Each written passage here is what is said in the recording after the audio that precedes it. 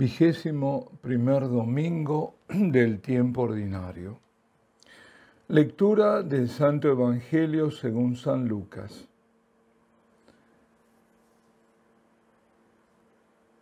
Jesús pasaba por ciudades y aldeas enseñando y se encaminaba hacia Jerusalén. Uno le preguntó: Señor, ¿son pocos los que se salvan? Él les dijo: esforzaos en entrar por la puerta estrecha, pues os digo que muchos intentarán entrar y no podrán. Cuando el amo de la casa se levante y cierre la puerta, os quedaréis fuera y llamaréis a la puerta diciendo: Señor, ábrenos. Pero él os dirá: no sé quiénes sois.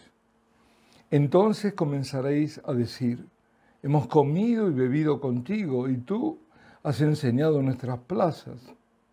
Pero él os dirá: no sé de dónde sois. Alejaos de mí todos los que obráis la iniquidad. Allí será el llanto y el rechinar de dientes, cuando veáis a Abraham, a Isaac y a Jacob y a todos los profetas en el reino de Dios, pero vosotros os veáis arrojados fuera. Y vendrán de oriente y occidente, del norte y del sur, y se sentarán a la mesa en el reino de Dios. Mirad, hay últimos que serán primeros, y primeros que serán últimos. Palabra del Señor. La pregunta de aquella persona no identificada: Señor, ¿son pocos los que se salvan?, fue seguramente hecha con preocupación, y legítima preocupación, porque al final lo que más importa es salvarse.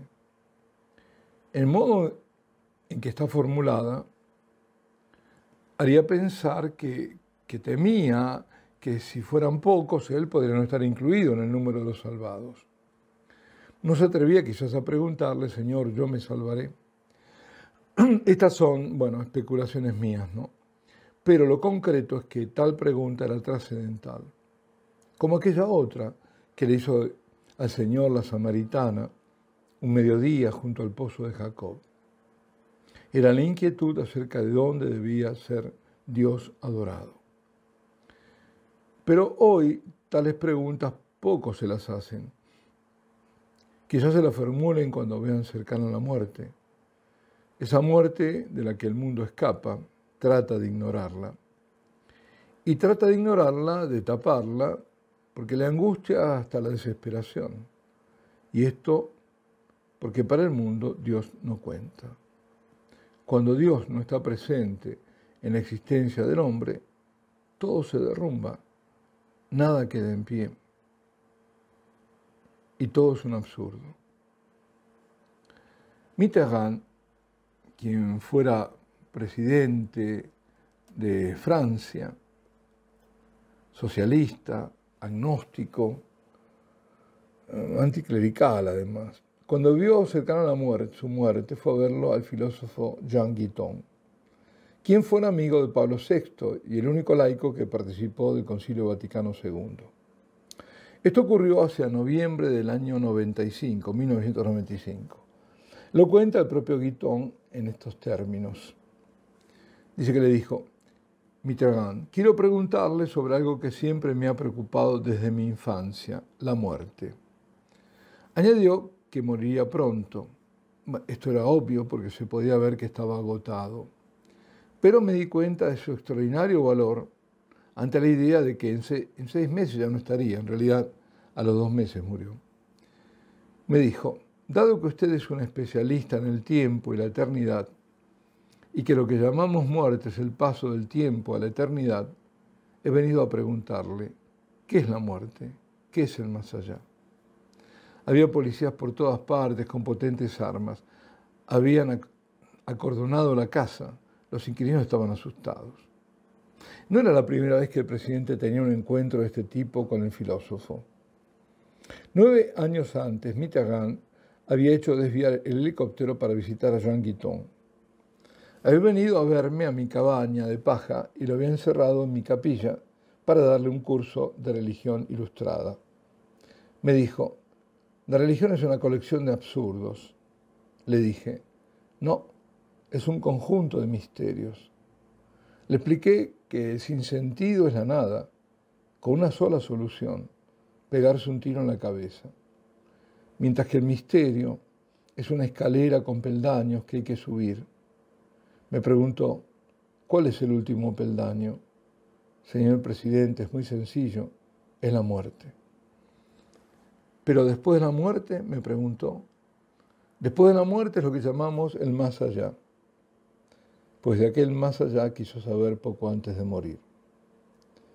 Oriana Fallaci, una gran periodista, en su último año de vida cultivó una amistad con Monseñor Rino Fisichella y quiso morir tomada de la mano de su amigo. Oriana fue una valiente mujer, excelente periodista, escritora, que aunque bautizada y confirmada vivió su vida alejada de la práctica religiosa. Cuando se vio cercana a su partida, porque estaba gravemente enferma, quiso dedicarse a conocer lo que realmente cuenta. No lo transitorio, efímero, sino lo eterno. Pero muy raramente, en condiciones normales, alguien se pregunte sobre el destino final. Lo peor es que tampoco nosotros hablamos de ello. Nosotros, sacerdotes, digo. No se habla de las realidades últimas. Las sociedades son, o eran, porque ahora eso se está acabando, hedonistas. O sea, la gente busca el placer y huye al sacrificio, incluso al deber. Hay una palabra que conviene desterrar del léxico y esta es compromiso. Nadie quiere compromisos, tomar compromisos. Digo, además, nadie, la cruz, asumirla, no. En esto también tuvo mucho que ver cierta psicología y el psicoanálisis, que no admiten la cruz. Digo que se está acabando el hedonismo por la fuerza de las circunstancias. Lo que nos viene ocurriendo, lo que venimos padeciendo desde el 2020, ha puesto la realidad de la muerte de frente. Claro que como no se piensa en ella, en lo que nos espera, y mucho menos se vive para lo que viene después de la muerte, pues el resultado ha sido el pánico. Y esa pandemia de miedo perdura. Basta ver cuántos siguen enmascarados y con ojos de asustados. ¿Y cómo no va a aterrar la muerte cuando se cree que de la muerte se pasa a la aniquilación, a la nada?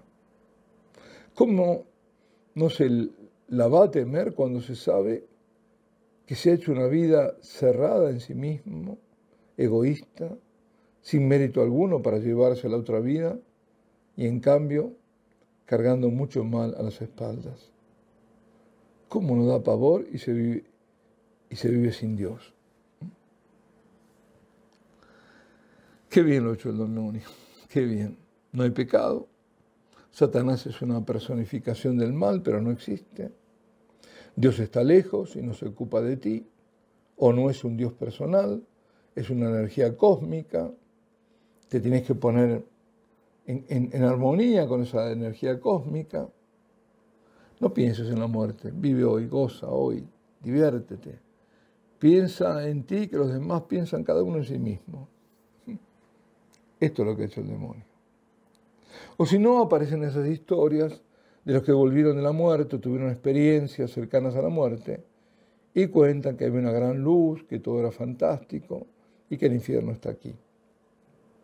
Además te cuentan que cada uno ve a algún personaje según su creencia, y eso lo hacen para neutralizar verdaderas experiencias en las que han visto o han sabido que se encontraban ante Jesucristo. En esas historias no hay juicio, sino bienestar y paz indescriptible para todos. Queridos amigos, debemos temer a la muerte, a la segunda muerte, al infierno, que es para siempre. A eso tenemos que tener miedo. Pero más que movernos por el miedo al infierno, empecemos a vivir el cielo, a pregustarlo desde aquí, siguiendo a nuestro Señor, como lo hicieron todos los santos. por el camino del amor a Dios y a los demás, y por el desprendimiento de nuestros egoísmos. Hay unos versos que no sé realmente a quién se lo atribuyen. Por ahí escuché que a Campo Amor, aunque parece que son más antiguos. Dicen, la ciencia más acabada es que el hombre en gracia acabe, pues al fin de la jornada aquel que se salva sabe y al que no, no sabe nada. En esta vida emprestada, do bien obrar es la llave, aquel que se salva sabe, el otro no sabe nada. El que se salva sabe, el que no, no sabe nada. Vivir en gracia de Dios es lo que también nos dice San Francisco en su poema de alabanzas a Dios por toda la creación, el llamado y conocido Cántico de las Criaturas. Los cato-ecologistas, católicos que están con esta ideología ecologista, parecen no haber reparado en el final de la poesía cuando dice el seráfico, Laudato si, o mio Signore, per nostra sorella morte corporale, dalla quale nessun uomo vivente può scampare.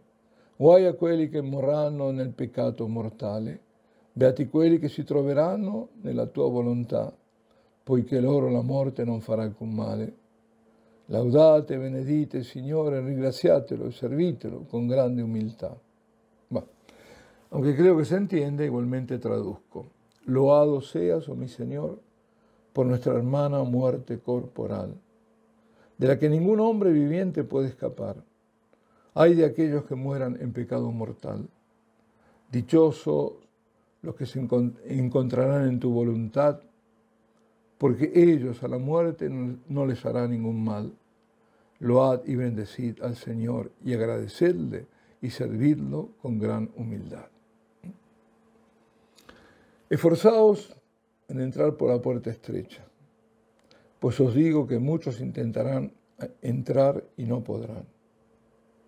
La puerta que da acceso al reino, al cielo, es estrecha.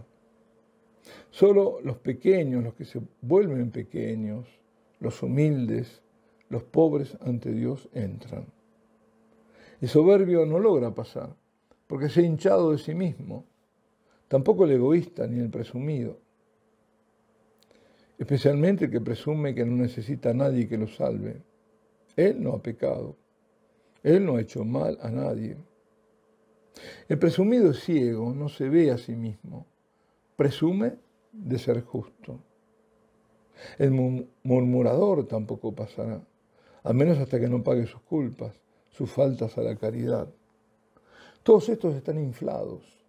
El lujurioso, el envidioso, el celoso, el que no tiene misericordia, el que no perdona, el idólatra. Ese buscó puertas falsas y abrió las puertas a los demonios que los llevan a pasar por la ancha puerta del infierno.